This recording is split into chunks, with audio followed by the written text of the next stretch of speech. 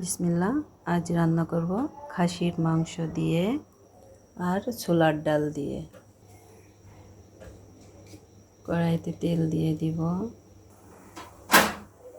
এখানে আদা, পেঁয়াজ, রসুন, ঝাল, লবণ, হলুদ একসাথে করে নিয়েছি। এখন এটা দিয়ে কষিয়ে নেব। মশলাটা কষিয়ে নিয়েছি, এখন মাংসটা ঢেলে দিচ্ছি।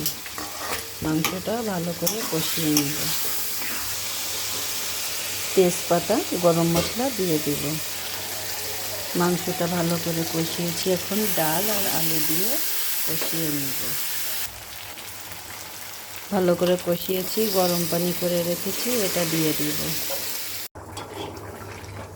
আমার খাসির মাংস দিয়ে আর ছোলার ডাল আর আলু দিয়ে এটা হয়ে গিয়েছে।